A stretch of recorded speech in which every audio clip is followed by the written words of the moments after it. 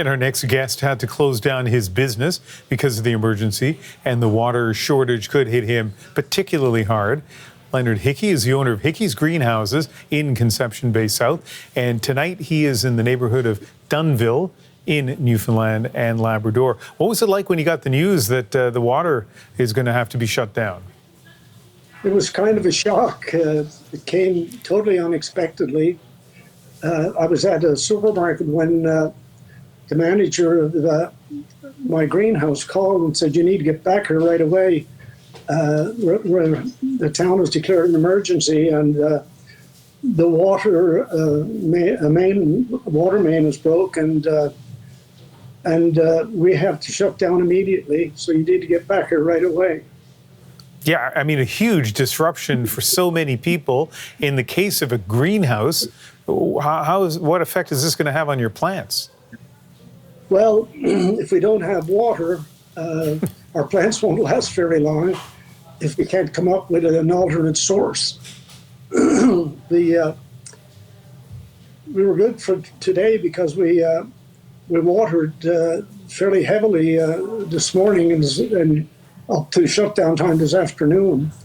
But if this goes on for any length of time, then we've got to find an alternate source of a water supply to keep.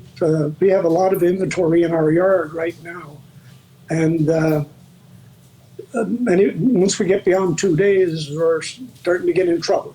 Yeah, okay, so I was wondering about the time frame. So beyond 2 days will be trouble, and so that leads to two questions. The first one is, what kind of alternate arrangements can you make? What have you been looking into? Well, what we've been looking into is seeing if we can find a water truck. There are a number of contractors in the area who have water trucks who visit sites that need water that are not on the main supply lines. So we've been making contact with some of the companies to see if it's possible that we would be able to avail of them to water our plants for us in the event that the water's off for any length of time. And what are they telling you? Well, what basically we're hearing is that they have to find out what's going on and what the demand is on them and that sort of thing.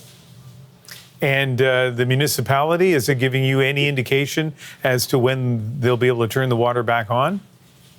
No, we have no idea. The only information we have was the information from the mayor, Darren Bent, in a radio interview with CBC, where he indicated that they really don't know how long it's going to take to be able to get the water up and running again.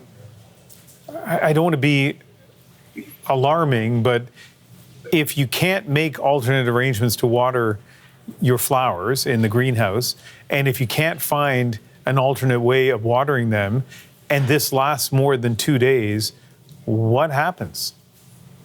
Well, that's a good question because we don't have the answer to that either yet.